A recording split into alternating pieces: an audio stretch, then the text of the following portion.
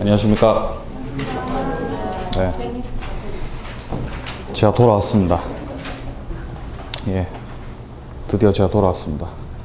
너무 긴 시간이었어요. 지난 시간에 공백들. 전 태국을 별로 안 가고 싶었습니다, 개인적으로. 여러분들이 너무 보고 싶었기 때문에. 예. 태국 하나도 재미없었어요, 진짜 개인적으로. 지금 뭐 다 보고 계시겠지만. 예. 우리 어디 할 차례죠, 오늘? 예? 우리 163페이지 할 차례죠? 우리가 해야 되는 거 여기가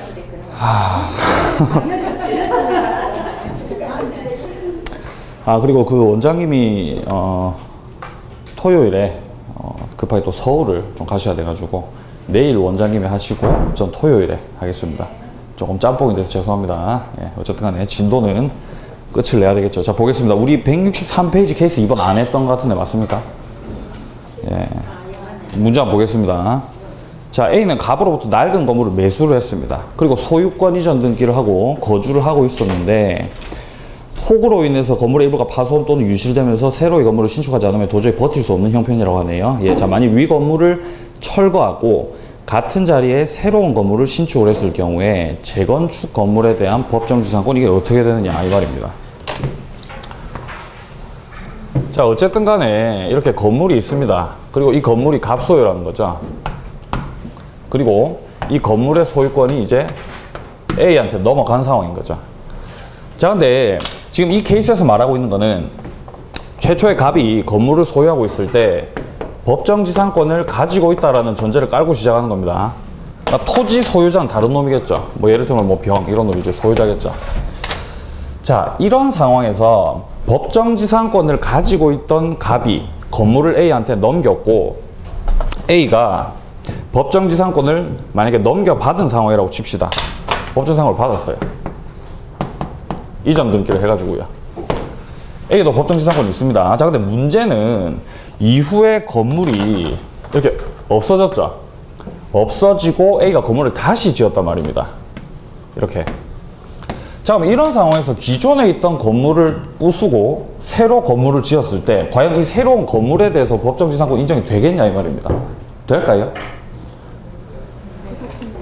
자, 이거를 애매하게 생각하실 필요가 없어요. 법정지상권은 건물을 목적으로 하는 겁니까? 토지를 목적으로 하는 겁니까? 아니죠. 토지를 목적으로 하는 거죠.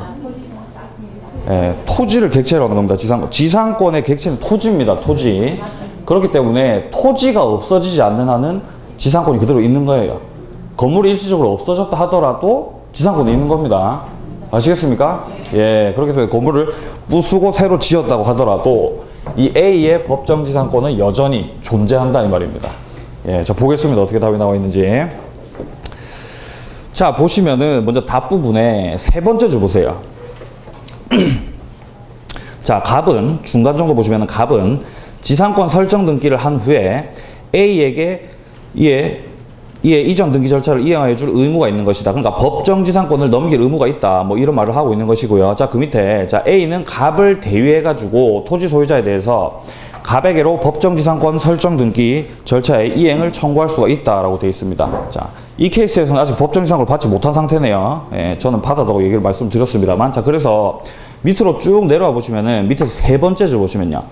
법정지상권의 설정 등기 및 이전 등기를 갖추고 난 후에는 필요에 따라 기존 건물을 철거하고 새로운 건물을 신축하더라도 구 건물을 기준으로 한 기존 법정지상권의 효력을 주장해서 대지를 계속 사용할 수가 있다 이 말입니다. 이해되시죠? 좋습니다. 넘어가겠습니다. 자, 그리고 넘겨보시면은 자, 367조에 제3취득자의 이제 비용상환 청구가 나와 있습니다. 자, 먼저 조문을 보면요. 저당물의 제3취득자가 그 부동산의 보존 개량을 위해서 필요비라든가 유입비를 지출했다. 그러면은 그 밑에 줄에 저당물의 경매 대가에서 우선 상환을 받을 수 있다. 이렇게 되어 있습니다.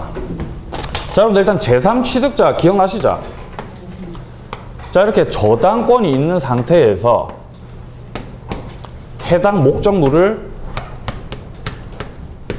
사거나 아니면 뭐 전세를 살거나 아니 뭐 지상권자 요런 애들이죠. 이런 애들이 제3취득자죠. 불쌍한 애들. 예? 불쌍한 애들입니다. 자, 근데 문제는 자, 이걸 좀 이해하기 쉽게 만약에 갑이 최초에 주택에 대해서 저당권 설정을 했습니다. 이 주택이 1억짜리였어요. 1억짜리. 1억짜리 주택이었습니다. 그리고 그 이후에 이제 저당권자가 들어온 거죠. 만약에 이해를 쉽게 하기 위해서 1억짜리 주택이라고 하더라도 저당권자가 뭐 1억을 빌려줄 리는 없겠습니다만, 이해를 쉽게 하기 위해서 저당권이 예를 들어서 1억이라고 칩시다. 예, 을이 받아야 될 돈이 1억입니다. 자, 그런데 그 이후에 만약에 제3취득자 병이, 자, 전세권자인데 만약에 이 전세권자가 유익비, 이 주택에 대해서 유익비를 예를 들어서 약 한 5천만 원 정도를 들였어요. 5천만 원. 5천만 원을 들여가지고 이 주택을 싹 이제 뭐 인테리어라든가 이런 거 다 해가지고 5천만 원을 들여서 이 주택의 가액이 1억 5천만 원으로 만약에 상승을 했다라고 치자고요. 자, 그런 상황에서 이 주택이 기존에는 1억짜리였는데 이제 1억 5천이 됐죠. 이런 상황에서 만약에 나중에 저당권자가 이제 갑이 돈을 안 갚아서 이제 경매 신청을 만약에 했을 경우에 이 주택에 대한 배당금이 원래는 1억짜리였는데 1억 5천을 이제 배당을 받을 수 있게 된 상황인 거죠. 그러면은 전세권자가 투입한 이 5천만 원 있죠. 이걸 우선적으로 먼저 받고 나머지 1억을 저당권자가 받는다는 겁니다. 이해되세요? 그게 이제 제3취득자 우선상한권입니다. 왜 그러냐면은 전세권자가 유익비를 지출을 했고 이 지출한 유익비로 인해서 해당 목적물 가액 자체가 높아졌다라고 한다면은 배당금도 높아지기 때문에 얘가 먼저 그 유익비 부분을 받아가더라도 저당권자 손해가 없죠. 이해되세요? 뭔 말인지? 예. 예? 전세금은 이제 순위에 따라서 받아가는 거죠. 이건 지금 예를 쉽게 하기 위해서 이렇게 든 겁니다. 예. 전세금은 전세금대로 순위에 밀려서 받아야 되죠. 어쩔 수 없이. 당연히 그거는. 예. 이해되시죠? 1억 4천이면요? 그게 뭔 말이죠? 아, 근데 그렇게 생각하시면 안 돼요. 이것만 생각하세요. 이것만. 그리고 지금 여러분들이 생각하셔야 되는 거는 전세권자가 비용을 만약에 투입을 했다라고 한다면은 그 투입한 비용에 대해서 저당권자보다 우선해서 받아갈 수 있다. 이것만 딱 기억하시라고요. 예, 좋습니다. 자, 그 다음에 자, 368조 한번 보십시오. 자, 보시면은 동일한 채권의 담보로 수개 부동산의 저당권 설정한 후에 자, 경우에 그 부동산의 경매대가를 동시에 배당하는 때에는 각 부동산의 경매대가에 비례해서 그 채권의 분담을 정한다라고 되어 있습니다. 지금 여기서 말하고 있는 게 공동저당입니다. 공동저당이 좀 어렵습니다. 만약에 이 갑이라고 하는 애가 을한테 돈을 빌립니다. 을이 이제 저당권자입니다. 근데 우리가 이전에 했었던 것들은 목적물이 한 개였죠. 그런데 목적물이 여러 개일 수가 있다는 거예요. 갑이 소유하고 있는 A, B, C 부동산 이렇게 세 가지의 부동산에 대해서 저당권 설정을 하게 되는 거죠. 그러면은 저당권 설정을 할 때 을이 가지고 있던 이 채권 있죠. 채권은 한 개인데 저당권 등기는 A에도 저당권 등기를 하고 B에도 저당권 등기를 하고 C에도 저당권 등기를 합니다. 자, 이렇게 되기 때문에 하나의 채권에 대해서 저당권 지금 3개죠. 이런 게 이제 공동저당이에요. 그러니까 을은 이제 공동저당권자가 되는 거죠. 이해되세요? 자, 근데 이 상황에서 갑이 돈을 안 갚아가지고 이제 경매를 넣습니다. 경매. 자, 이렇게 경매를 넣을 때 안분 배당을 받는 게 원칙입니다. 만약에 을이 받아야 될 돈이 300만 원이에요. 300만 원. 그리고 A 부동산에 대해서 낙찰대금이 300만 원이고 B에 대해서 받아야 될 게 B에 대한 낙찰대금이 200만 원이고 C에 대해서 받는 낙찰대금이 만약에 100만 원이라고 친다면은 이 300만 원을 여기 이렇게 안분해서 받아가야 된다고요. 안분해서. 예, 그리고 이제 어떻게 계산을 하시냐면은 저당권자가 받아야 될 돈이 일단 300이죠. 이 곱하기 한 다음에 이거 다 합하면 600이지 않습니까? 이 600 중에서 일단 A에 대해서는 300만큼 받아가야 된다는 겁니다. 이렇게 하면 얼마 나옵니까? 네? 얼마 나옵니까? 150 나오죠. 그러니까 A 부동산에 대해서는 150을 가져간단 말입니다. 그리고 자, B에 대해서는 똑같습니다. 300 곱하기 600분의 200이 되는 거죠. 그럼 얼마입니까? 그러니까 100만 원이 되는 거죠. 그리고 C에서 300 곱하기 같은 방식으로 이제 계산을 해주게 되면은 50만 원이 나옵니다. 이렇게 해서 300을 받아간다는 거죠. 이게 이제 안분배당입니다. 안분배당. 아시겠습니까? 어렵습니까? 이건 어렵지 않아요. 하지만 막상 시험에 나오면 계산을 해야 되거든요. 그럼 어렵습니다. 예. 자, 어쨌든 간에 이 방식을 좀 기억을 해 놓으시고요. 자, 그런데 안분배당을 받지 못하는 경우가 있습니다. 그게 이제 2항에 나와요. 자, 보시면은요. 전항의 저당부동산 중 일부의 경매대가를 만약에 먼저 배당을 하는 경우에는 그 대가에서 그 채권 전부의 변제를 받을 수가 있다. 이 경우에 그 경매한 부동산의 차순위 저당권자는 선순위 저당권자가 전항의 규정에 의해서 다른 부동산의 경매대가에서 변제를 받을 수 있는 금액의 한도에서 선순위자를 대위해서 저당권을 행사할 수 있다라고 되어 있습니다. 오, 이게 무슨 말이죠? 이게 복잡하죠? 여기서부터 이제 조금씩 복잡해집니다. 하지만 그 취지만 파악하면 돼요. 별로 어렵지 않습니다. 자, 동일한 상황을 한번 그려보겠습니다. 자, 갑이 채무자고요. 을이 저당권자입니다. 공동저당권자예요. 자, 그런데 갑이 목적 부동산 A, B, C 세 개에 대해서 저당권 설정을 지금 한 상태입니다. 그래서 을이 지금 이 A, B, C에 대해서 각각 1순위의 지금 저당권자인 거죠. 1순위. 자, 그런데 만약에 A라고 하는 부동산에 후순위 저당권자가 있을 수가 있죠. 이까지 이해되시죠? 후순위가 있을 수가 있단 말입니다. 자, 그런데 내나 이제 금액은 똑같이 할게요. 저당권자 을이 받아야 될 금액이 300입니다. 자, 그리고 낙찰 대금이 각각 A에 300, B에 200, C에 100이 이렇게 낙찰 대금이 나왔어요. 자, 그런데 만약에 안분배당을 받는다라고 한다면은 이렇게 각각 200, 150, 50 이렇게 받아갔겠죠, 을이. 자, 그런데 만약에 동시에 낙찰이 안 될 수가 있거든요. 동시에 낙찰이. 그러면은 을이 이 A에 대해서 만약에 A만 낙찰됐다 그러면은 이 A에 대해서 300만 다 받고 나갈 수가 있어요. 이렇게. 이럴 수가 있거든요. 이렇게 될 수가 있습니다. 자, 그렇게 되면은 병이 이제 망하죠. 그러면요. 예? 병이 이제 못 받아요. 그렇기 때문에 이런 경우에는 어떻게 해야 되냐면은 원래 만약에 안분배당을 만약에 받아간다라고 치면은 을이 A라는 부동산에 대해서 받아가야 될 금액이 150이죠. 맞죠? 그러면 원래 나머지 150 부분에 대해서 병이 받을 수가 있었죠. 자, 잘 이해하셔야 됩니다. 자, 그런데 A가 다 받아갔기 때문에 예를 들어서 B라는 부동산에 대해서 을이 원래 1순위였죠. 여기에 대해서 을의 1순위 저당권을 대위권을 행사해가지고 이제 변제를 받는다는 거예요. 이해되세요?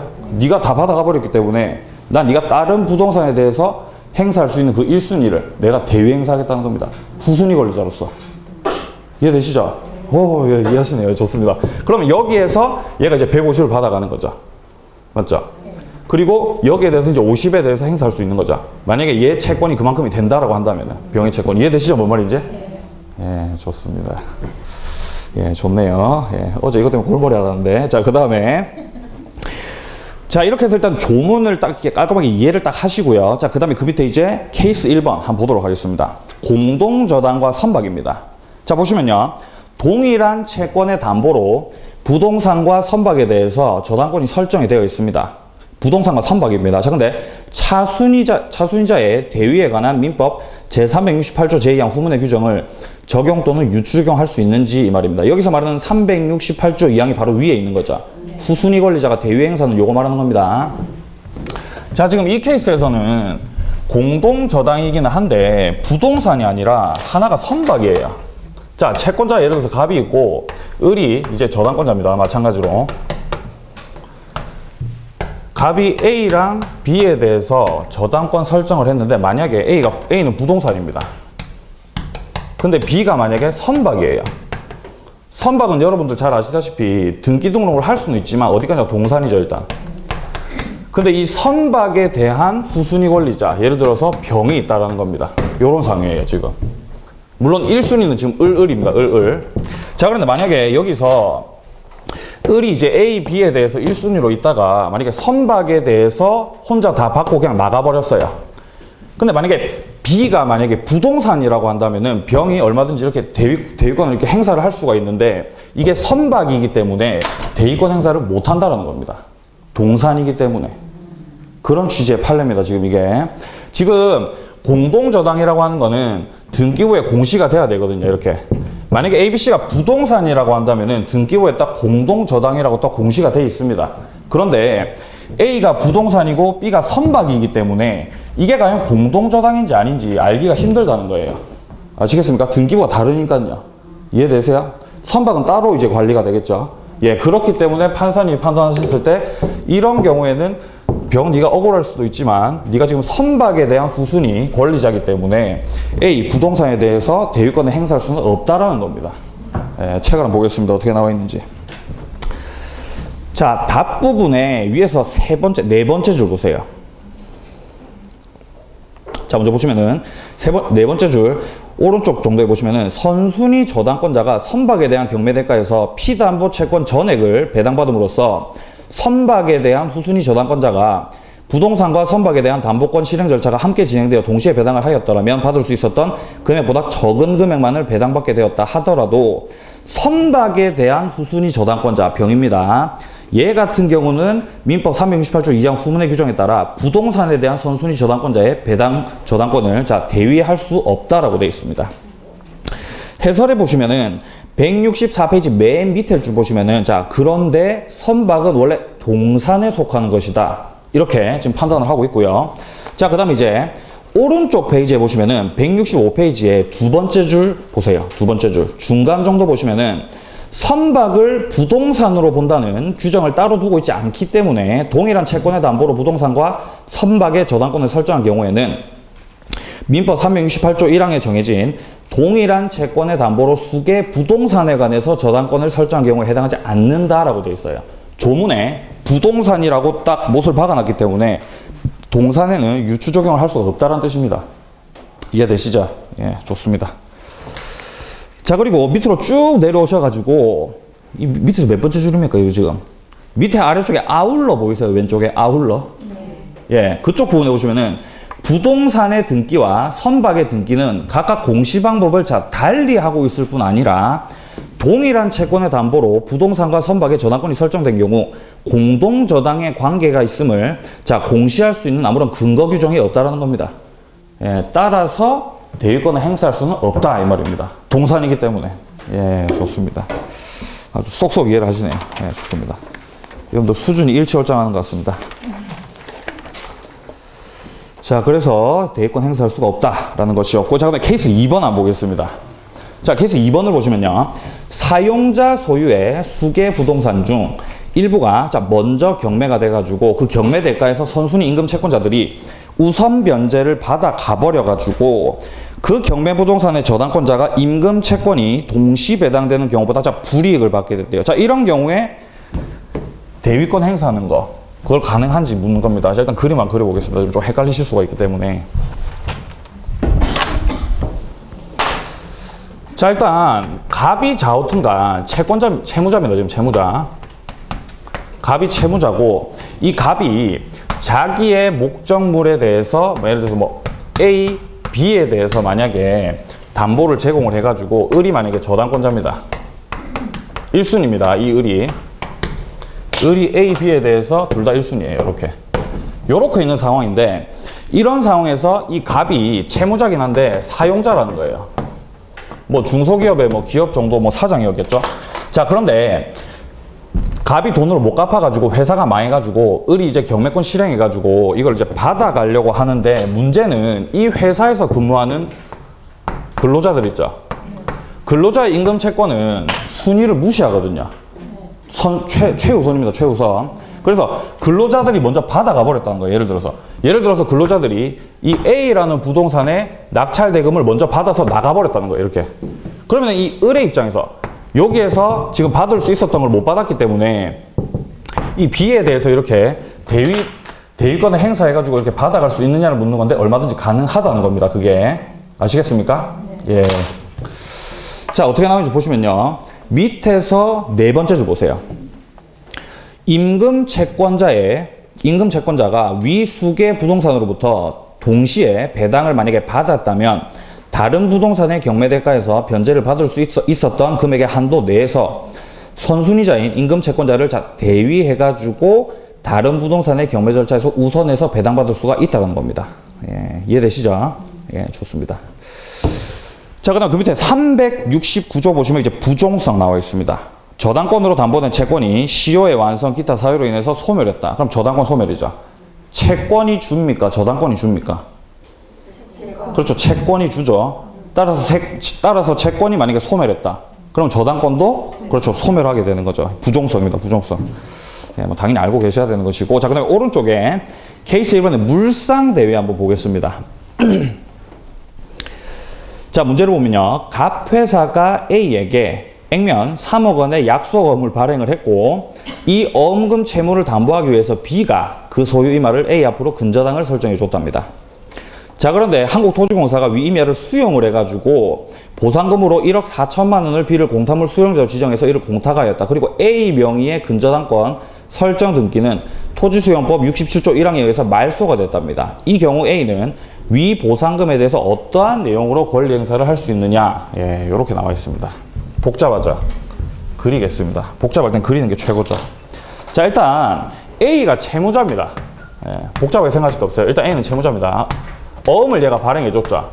예, 그러니까 얘가 지금 돈을 갚아줘야 되는 상황인 거예요. A가 근저당권자입니다. 자, 이런 상황인데 문제는 근저당권 설정 계약을 갑이랑 하지 않고 지금 B랑 했다라고 돼 있죠. 이런 상황입니다, 지금. 그럼 B는 뭡니까? 네, 그렇죠. 물상 보증인이죠. 물상 보증인입니다. 예. 갑이 돈 못 갚으면은 B가 소유하고 있는 부동산이 날아가는 상황입니다, 지금. 자, 이런 상황인데 이 B가 소유하고 있던 그 부동산을 갑자기 수용을 한 거예요. 이런 상황입니다. 자, 그럼 이런 상황에서 어쨌든 수용을 했기 때문에 이 수용에 대한 보상금이 나오겠죠. 그러면 이 보상금에 대해서 물상대위권을 행사할 수가 있겠죠, 얼마든지. 이 근저당권자가 이 보상금을 압류해가지고, 보상금을 B가 받아가기 전에 먼저 압류를 해가지고 근저당권자가 이제 받아가는 거죠. 네, 할 수가 있다는 겁니다. 근데 여러분들 좀 헷갈리실 수가 있는 게 지금 이 문제 보시면은 자, 문제 네 번째 줄을 보시면은 이 근저당권 설정 등기가 말소가 됐다고 되어 있어요. 근저당권이 말소됐기 때문에 이거 못 받는 거 아니야? 대입변제 물상돼 있고 행사할 수 없는 거 아니야? 라고 생각을 하실 수가 있는데 그렇지가 않다는 겁니다. 근저당권이 말소됐다고 해도 이 A는 여전히 뭡니까? 채권을 가지고 있는 상태죠. 아직 변제를 못 받았기 때문에 채권을 가지고 있습니다. 예, 그렇기 때문에 얼마든지 압류를 할 수가 있어요. 예. 근데 여기서 조금 더 어려운 게 근저당권이 말소됐기 때문에 A가 이 채권에 근거해가지고 압류를 하는 건 또 아니라고 하고 있어요. 판례에서는요. 만약에, 자, 헷갈리시면 안 됩니다. 자, 만약에 채권에 대해서 이 채권만을 가지고 만약에 보상금을 압류를 하려면은 재판을 받아야 돼요. 재판을 받아야 됩니다. 재판을 받아가지고 그 재판에 근거해가지고 압류를 해야 돼요. 근데 만약에 근저당권자의 지위에서 만약에 압류를 한다면 재판을 받을 필요가 없이 당연히 바로 압류를 할 수가 있거든요. 근데 우리 판례에서는 얘의 근저당이 비록 말소가 됐다라고 할지라도 얘의 채권은 남아있고 그리고 얘가 얘의 근저당이 말소됐다 하더라도 어쨌든 얘는 근저당권자였었기 때문에 이 근저당권에 근거해서 재판을 받지 않고도 압류를 할 수가 있다. 이렇게 지금 예, 판결을 때린 겁니다. 판사님이. 좀 복잡하죠? 한번 보겠습니다. 어떻게 나와 있는지. 자, 두 번째 줄 보시면요. 두 번째 줄. 자, 저당물의 공용징수로 인해서 저당권 설정자가, 자, B입니다. B. 설정자가 받을 금전에 대해서 저당권자 A는 저당권을 행사할 수가 있죠. 물상 보증인에 대해서 근저당권자가 저당권 행사를 하는 겁니다. 자, 근데 그러기 위해서는 그 금전이 B에게 지급이 되기 전에 압류를 해야 됩니다. 예, 압류를 해야 돼요. 특정해야죠. 특정. 예. 자, 이까지 보시고 다른 거 보시면 더 헷갈리시기 때문에 자, 밑에서 하나, 둘, 셋, 네 번째, 다섯 번째 줄 보세요. 다음 물상대위에 있어 권리 실행 절차는 저당권 설정 등기 부본을 제출함으로써 내가 그러니까 과거에 저당권자였다라고 하는 걸 증명하기 위해서 저당권 등기 부본을 제출한다는 거예요. 개시되고 자, 결국 그 채권의 환가 방법으로서 압류 및 전부 명령을 신청하는 방법으로 이루어진다라는 겁니다. 자, 근데 이것은 담보권자로서 집행하는 것이고 즉 다시 말해서 근저당권자로서 집행하는 것이고 일반 채권자로서 강제 집행을 하는 건 아니기 때문에 채무 명의를 필요로 하지 않는다라고 되어 있습니다. 이게 이제 판결을 받을 필요는 없다 이 말입니다. 예, 좀 복잡하지만 물상대위의 취지만 기억을 하십시오. 근데 이 정도로 복잡하게는 안 나옵니다. 그냥 우리 시험에 나오는 수준은 만약에 수용이 됐다라고 한다면은 이 보상금에 대해서도 저당권자가 물상 대위권을 행사해가지고 압류해가지고 받아갈 수 있다 정도의 취지만 아시면 돼요. 이건 너무 깊게 들어간 겁니다, 지금. 예. 자, 그럼 이제 케이스 2번 밑에 보겠습니다. 자, A는 갑에 대한 채권을 담보하기 위해서 그 소유 토지에 근저당권을 설정을 했는데 그 토지가 주차장 부지로 자 수용 또 나왔습니다. 자, 수용된다고 합니다. 자, 이러한 경우 A가 토지 수용 보상금에 대해서도 저당권 행사할 수 있는지 할 수 있겠습니까? 없겠습니까? 뭐 당연히 할 수 있죠. 예, 뭐 당연히 할 수 있죠. 자, 답부 보겠습니다.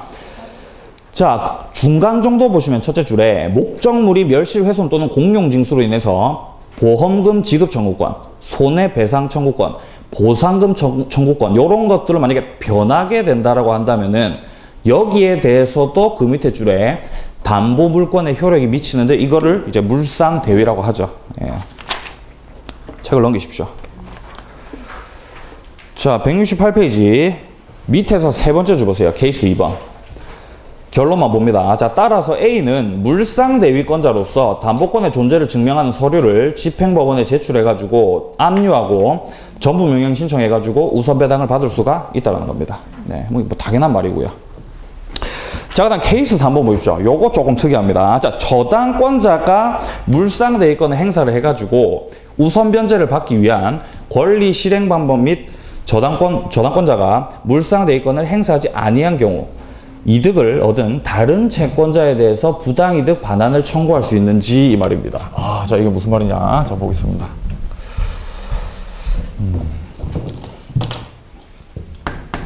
자, 일단 갑이 채권자고요. 채무자고요. 자, 을이 저당권자입니다. 자, 이런 상황에서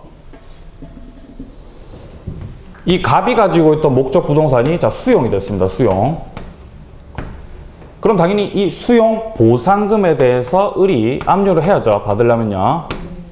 자, 그런데 을이 직접 이거를 압류를 해도 되지만 만약에 병이라고 하는 일반 채권자가 있었어요. 저당권자는 아니고 채권만 가지고 있는 놈이 있었습니다.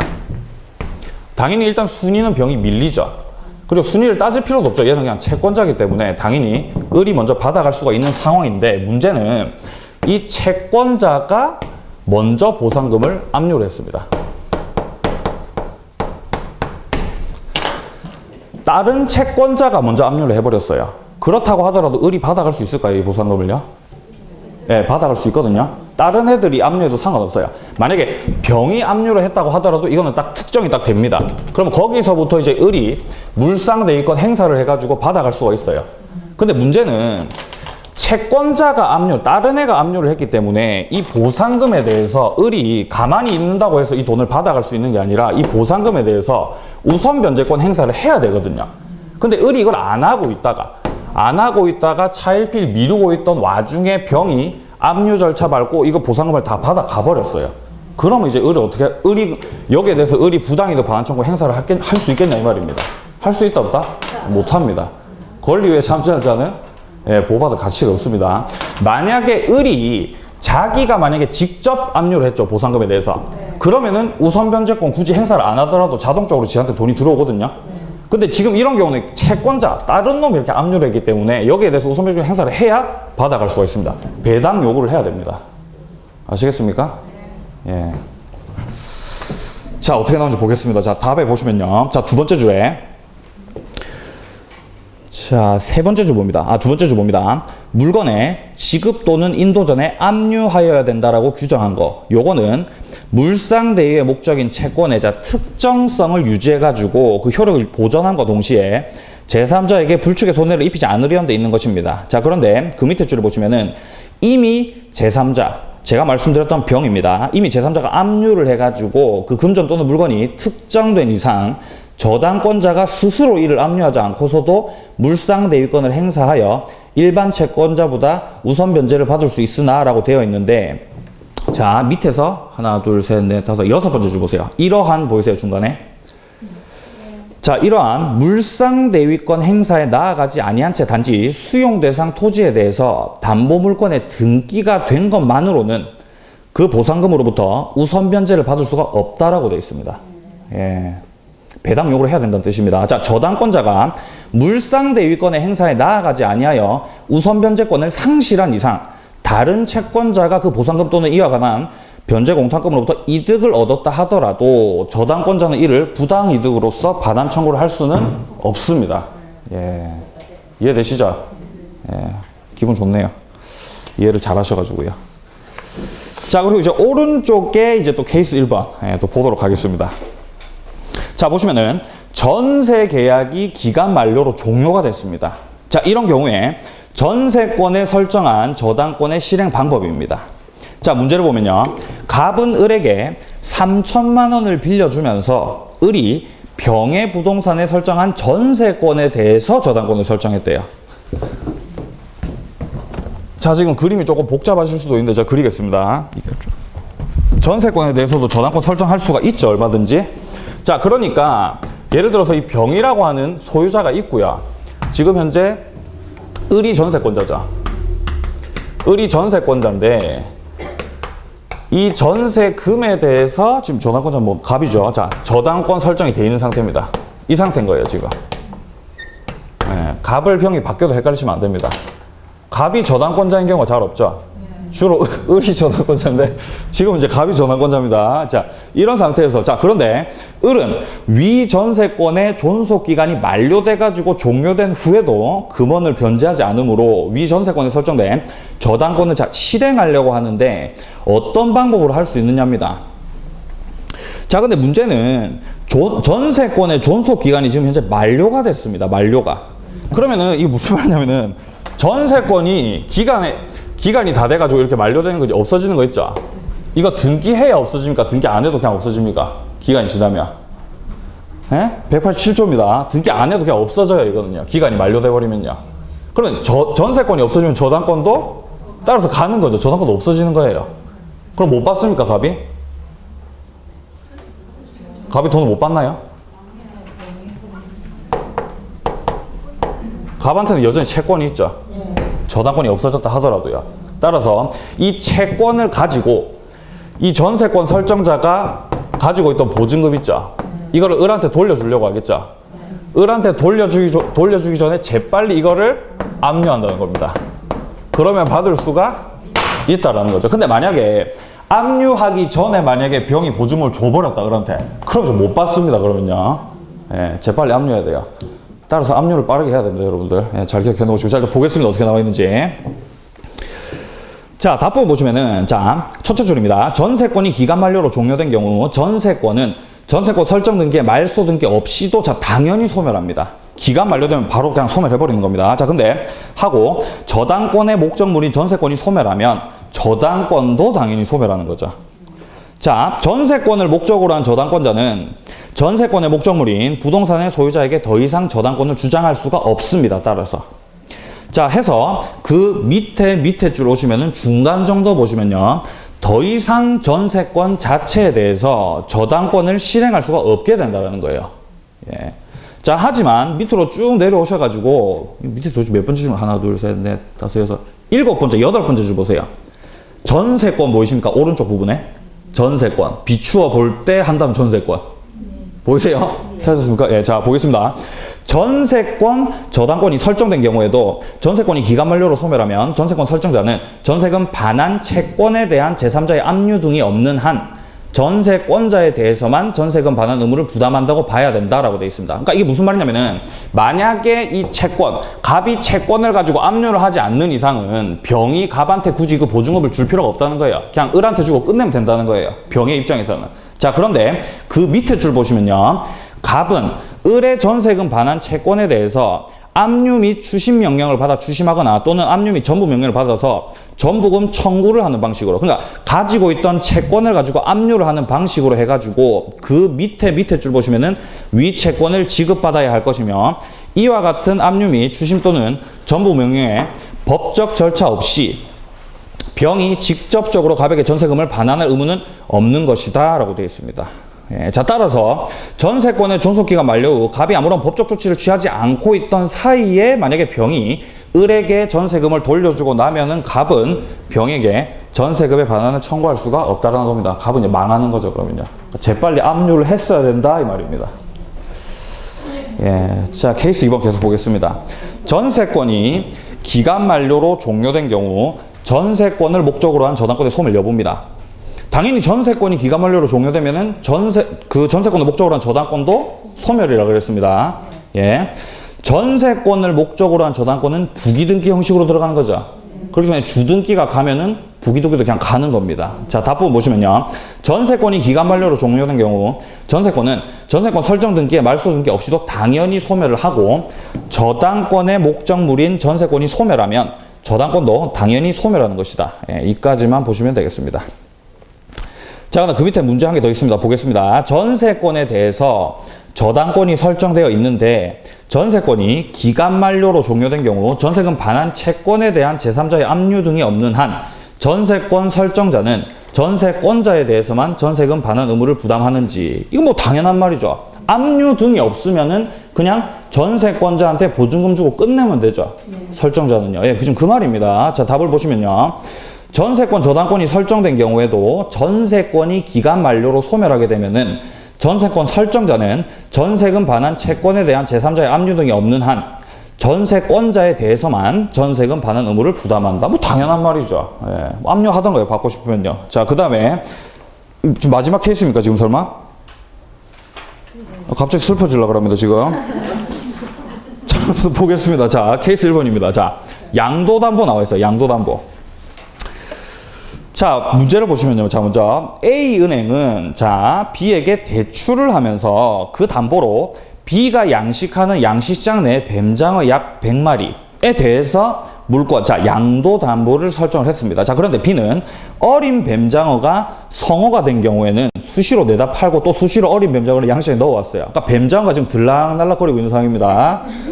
자, 이 경우 A은행의 물권, 자, 양도담보는 자, 현재 양식장 내에 있는 뱀장어에 대해서 그 효력이 미치는가? 예. 지금 이걸 묻고 있습니다. 여러분들 이 양도담보라는 말이 지금 처음 등장을 하게 돼가지고 이게 뭔 말인지 잘 모르실 수도 있어요. 양도담보. 이 양도담보는 우리가 특별법에 가등기 담보 등에 관한 법률을 하게 되면 이제 하게 되는데 이 양도담보가 뭔지를 일단 간단하게 조금 설명을 드리면요. 우리가 지금까지 했던 거는 을이 자기가 가지고 있는 채권을 담보하기 위해서 저당권을 가지는 거죠. 하지만 저당권을 가지지 않고요. 최초로 이제 금전 소비대차 계약을 통해서 일단 을이 채권자가 됩니다. 자, 그런데 이후에 이제 저당권 설정 계약을 하는 게 아니라 양도담보권이 아니라 저당권 설정 계약을 하는 게 아니라 매매 계약을 한다는 거예요. 그래서 이 갑이 가지고 있던 이 목적물 있죠. 이걸 갖다가 을의 명의로 등기를 한다는 겁니다. 그러니까 형식만 매매 계약이죠. 하지만 이 뭔가 이렇게 등기를 이렇게 을이 가져온 거는 네가 만약에 돈을 안 갚으면은 이거 그냥 내 거 할래 이겁니다. 지금 상황 자체가 이해되세요? 뭔 말인지? 이게 이제 양도담보예요. 양도담보. 그러니까 재판을 가게 되면은 이 매매 계약서를 제출하게 되면은 이거는 표면상 봤을 때 이게 매매 계약서인지 아니면 양도담보를 위한 매매 계약서인지 알 수가 없죠. 그렇기 때문에 특약사항에다가 정하는 거예요. 이거는 양도담보를 위해서 매매 계약을 체결을 하는 것이고 을한테 일단 등기를 넘겨놓되 만약에 갑이 돈을 못 갚으면 이건 그냥 내 걸로 하겠다. 뭐 이런 식으로 목적물로 내가 다 변제를 해버리겠다. 이게 이제 양도담보입니다. 어렵지 않죠? 예. 자, 그런데 왜 여기서 이 뱀장어에 대해서 양도담보를 설정하냐 이 말입니다. 자, 지금 일단 이 B가 지금 채무자죠. B가 채무자고 A가 지금 현재 은행인데 문제는 이제 A가 은행에 돈을 빌려주려고 보니까 지금 B가 뱀장어를 지금 담보하려고 하는 거예요. 뱀장어를. 근데 뱀장어는 여러분들도 아시다시피 지금 동산이죠. 동산. 동산이기 때문에 이거를 갖다가 등기를 할 수가 없고 따라서 여기다가 저당권 설정을 할 수가 없습니다. 자, 양도담보랑 저당권이 거진 흡사해 보이지만 실질적으로 차이가 있다라고 한다면은 이 저당권 같은 경우는요, 동산에 대해서는 안 되거든요. 안 돼요. 근데 이 양도담보권 있죠. 얘는 동산이 돼요. 동산이 됩니다. 양도담보권은. 예, 이해되시죠? 그렇기 때문에 양도담보권 설정한 겁니다. 지금 A가. 자, 근데 문제는 지금 이 케이스에서는 뱀장어가 수시로 들락날락거리기 때문에 이 뱀장어가 그냥 동산이 아니라 유동동산이라는 거예요. 유동동산. 자, 그러면은 과연 이 유동동산에 대해서도 양도담보권자의 그 효력이 미치겠냐 이 말입니다. 미칠까요? 안 미칠까요? 미친다는 겁니다. 자, 왜냐면은 이 뱀장어를 기르고 있는 이 뱀장어 장 있죠? 이것도 판사가 봤을 때는 충분히 특정될 만하다 이 말입니다. 뱀장어가 왔다 갔다 하지만 어쨌든 간에 이것도 특정할 수 있다 이 말입니다. 예, 그게 좀 경계가 모호한 부분이 분명히 있겠습니다만, 자, 답부분 한번 보겠습니다. 어떻게 나와 있는지. 자, 보시면은 둘째 줄에 보시면요, 일단 특정이 돼야 돼요. 예, 특정이 돼야 된다고 돼 있고요. 오른쪽 페이지에 보시면은 둘째 줄에, 자, 이것은 결국 특정의 정도에 관한 판단의 문제인데, 그 밑에 줄에 집합물에 대한 양도담보 설정 계약이 이루어지면 그 집합물을 구성하는 개개의 물건이 변동되거나 변형이 되더라도, 자, 뱀장어는 들락날락 거리더라도 한 개의 물건으로서의 동일성을 잃지 않는다는 말입니다.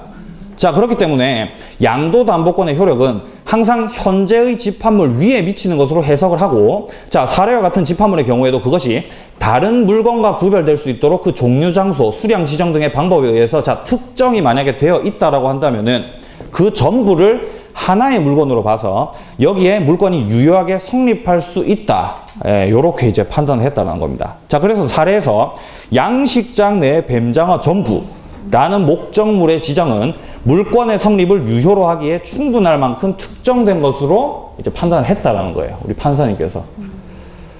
자, 그래서 그러므로 A은행의 물권은 현재 양식장 내에 있는 그 뱀장어에 대해서 효력이 미친다라는 겁니다. 재밌죠? 저도 대학에서 처음 이거 봤을 때 참 재밌었어요. 들락날락거리는 뱀장어. 예, 그래서 오늘 제가 주택임대차 보호법 앞부분을 조금 들어가려고 그랬는데 지금 시간이 조금 애매하기 때문에 제가 다음 시간에 제가 좀 따로 준비해 놓은 자료가 있거든요. 그 자료를 토대로 해가지고 특별법 뒷부분 좀 정리를 하고 마치겠습니다. 좀 지루하실 수도 있겠지만요. 여러분들 특별법이 민법을 초반에 좀 열심히 하시다 보면은 이 특별법에 대해서 조금 뭐라고 해야 될까요? 예? 특별법 조금 놓는 경우가 있는데 그렇게 하시면 안 됩니다. 우리 중개사법 쌤이 첫 시간에 강조를 하셨죠. 특별법부터 하라는 말씀 안 하시는가요? 저는 그 말에 대해서 굉장히 공감을 해요. 왜 그러냐면은 특별법이 법이 5개인데 자, 특별법 적어보겠습니다. 지금 시간이 좀 남았기 때문에. 일단 이 민사특별법이 일단 첫 번째로 나오는 게 임대차 보호법입니다.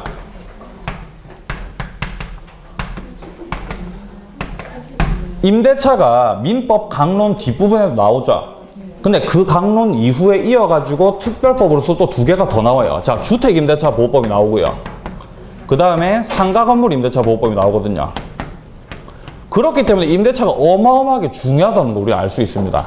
자, 그리고 임대차 보호법 다음에 가등기 담보 등에 관한 법률이 나옵니다. 여기서 제가 아까 말씀드렸던 양도담보에 대한 내용도 같이 나와요. 예, 자, 그 다음에 이제 집합 건물의 소유 및 관리에 관한 법률이 나오고요. 그 다음에 이제 명의신탁에 대한 내용이 나오죠. 부동산 실권리자 명의 등기에 관한 법률, 그게 이제 나오게 됩니다. 요렇게 이제 하나, 둘, 셋, 넷, 5개입니다. 5개인데 여기서 문제가 6문제가 나와요. 그러니까 여러분들이 생각하셨을 때 그러니까 가만히 생각해 보면은 한 문제씩 나오고, 자, 한 문제씩 나오고, 그 다음에 하나의 법률에서는 한 문제가 더 나오겠네요. 맞죠? 네. 그럼 굉장히 그 효율이 좋다는 거예요. 끝을 딱 내놓으면 일단 6문제 먹고 들어간다는 거죠. 그렇기 때문에 특별법을 해야 돼요? 안 해야 돼요? 해야 됩니다. 그리고 이제 이 중개사법 쌤께서 이제 특별법부터 하라고 하는 그 말이 일면 타당성이 있는 말이라는 겁니다. 효율이 좋기 때문에. 하지만 민법에 대한 전반적 이해 없이 바로 특별법을 보게 되면 이해하기가 좀 힘듭니다. 특히나 이 가등기 담보 같은 경우는 이 저당권에 대한 어느 정도 이해가 바탕이 돼야 이게 이해가 되거든요. 저당권을 잘 모르는 상태에서 가등기 담보를 보게 되면은 진짜 머리 터집니다. 진짜 이해가 안 돼요. 도저히 이게. 예, 그렇기 때문에 제가 좀 쉽게 여러분들에게 설명을 드리도록 하겠습니다. 자, 그런데 저는 이 집합 건물 이건 이제 안 하겠습니다. 예, 요건 안 하고 나머지 4개만 합니다. 예, 왜 4개만 하냐면은 이 집합 건물의 소유 및 관리에 관한 법률 같은 경우는 양이 너무 많아요. 예? 그 조문으로만 따져봤을 때 거의 중개사법의 법령 있죠. 그것보다도 많습니다. 예? 문제는 한 문제 나온대요. 그래서 저는 개인적으로 집합 건물 요 같은 경우는 나중에 여러분들이 이제 정규 과정이나 요럴 때 좀 차근차근 정리하시고, 지금 같은 경우는 하지 않고 예, 이렇게 임대차 보호법이랑 가등기나 뭐 명의신탁 요렇게 해가지고 정리를 하고 좋은 판례를 좀 정리를 하도록 하겠습니다. 아시겠죠? 예, 그럼 저는 토요일에 예, 만나 뵙도록 하겠습니다. 아마 다음 주가 되면은 끝날 것 같네요. 이 좋은 판례가. 예, 너무 아쉽습니다. 예, 자, 어쨌든 오늘도 수업한다 고생 많이 하셨고 우리는 토요일에 만나도록 하겠습니다. 자, 수고하셨습니다.